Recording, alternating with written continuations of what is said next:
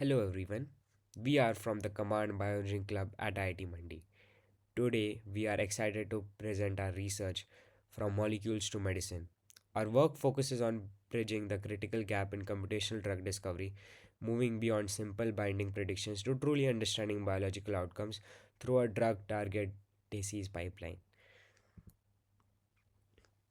The current state of drug discovery is facing a productivity crisis. It takes over a decade and more than $2.6 billion to bring a single drug to market. The heartbreak is that most drugs fail in late stage clinical trials, even after showing great promise in the lab. Why? Because we have been stuck in a target centric paradigm. We assume that if a drug binds strongly to a protein, it will cure the disease. But strong binding is not guaranteed cure. We must account for off target effects and genetic signatures. We need to stop just predicting molecular interactions and start predicting biological outcomes. Our proposal is to bridge this gap. We believe that integrating genetic signatures, the unique fingerprints on how diseases change our genetic expression, with traditional drug target data, will create a much more efficient prediction model. Instead of just looking whether a key fits the lock, in this context is molecular binding, we are looking at whether turning the key actually fixes the engine of the cell. This context is what transforms a chemical compound to a successful medicine. To build this, we have analyzed the current literature landscape of this field. Sequence based models like Deep Purpose are fast, but they lack 3D structural awareness.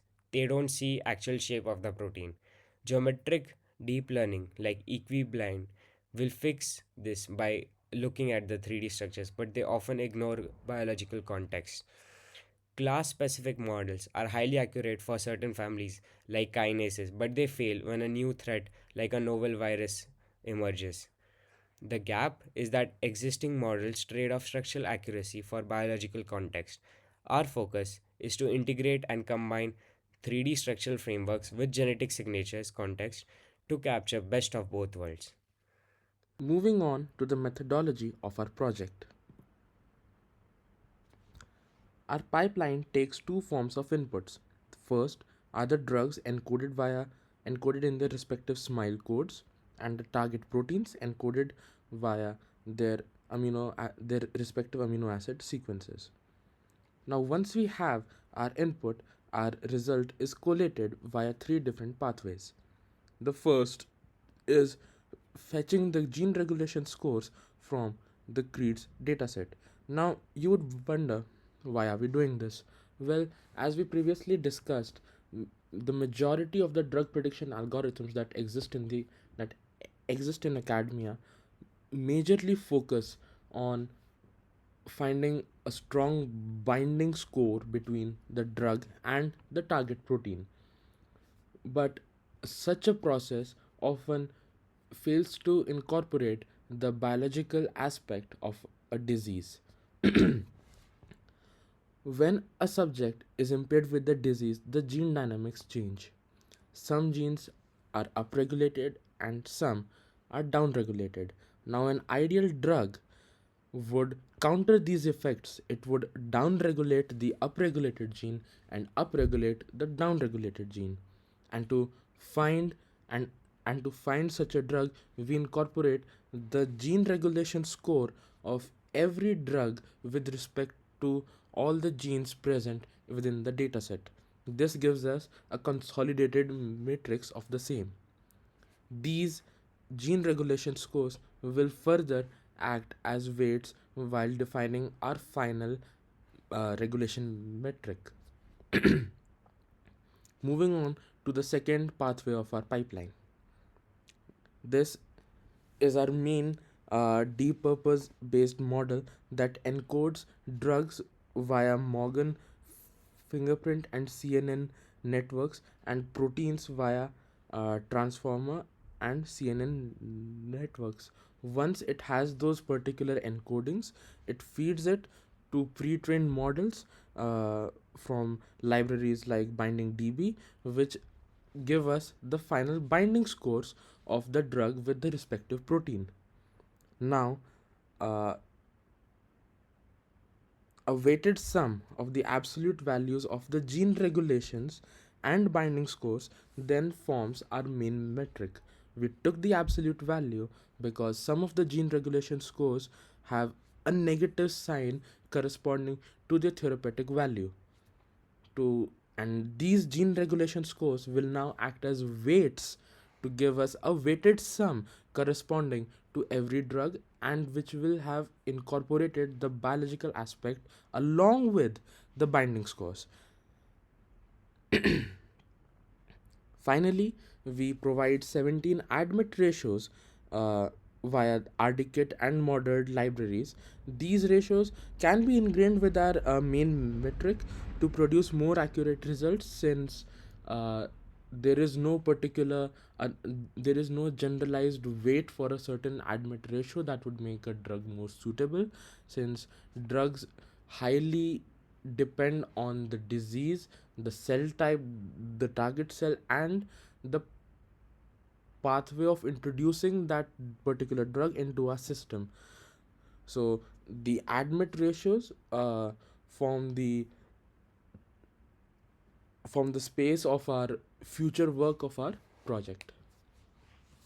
As a proof of concept, we have implemented our pipeline on a very small dataset of 22 diseases. So, first, we have calculated a score for each disease and drug combination. For each drug, we have taken the regulation score as a weight to the binding score and summed that over all the genes belonging to a disease. For each drug, the regulation score and binding score is different. So, we have sorted the drugs on the basis of this score and selected a set of drugs. In the first set, we have taken the drugs which came up in both upregulation and downregulation of genes corresponding to the disease. Then we have taken all the drugs which were predicted for a disease, and then we have taken top 30 drugs on the basis of this score, and then we have evaluated these three set of drugs which were predicted for diseases to show the results.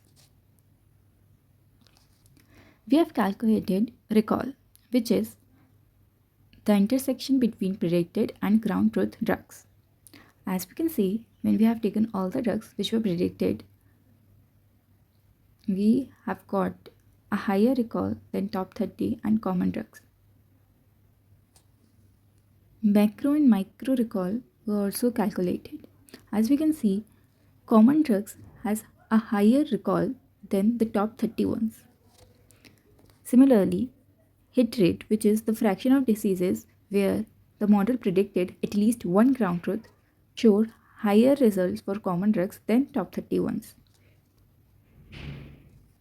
These are the number of drugs predicted in each set for each disease. On an average, 100 drugs were predicted for each disease, out of which only 40 were common for both up and down regulation of genes, whereas a ground truth has only 2 to 3 drugs per disease. On the basis of the results, we can conclude that even though all the drugs predicted for each disease were 100, but it was less than one third of the drugs we have taken in our dataset. And it gave us an accuracy of 60%, of greater than 60%, which shows that the drugs chosen were not random. Another point is, common drugs showed better results than the top 30 ones, which shows that genetic signatures has a higher role in prediction of the correct drugs than the binding affinity. At last, a lot of drugs can be filtered out on the basis of Edmund score and other properties of the drugs that may give good results, because currently our dataset contains a lot of drugs which does not have a proper information about the approval and properties. So, incorporating a filter would be better and may give more appropriate results. In the future, this project could be continued by taking a good data set of approved drugs to filter out the bad ones from the start.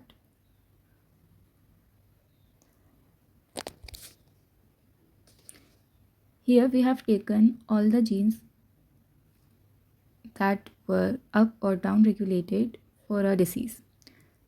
We can improve that by taking the genes on the basis of their function by prioritizing the genes which according to the cell type and function and use them only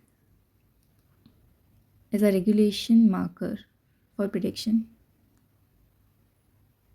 In future, we could also predict binding pockets of the predicted drugs in the corresponding proteins that will be helpful in further research about the drugs and give us more insights about the inhibitory zones, etc., for the predicted drug. Thank you for listening to our presentation.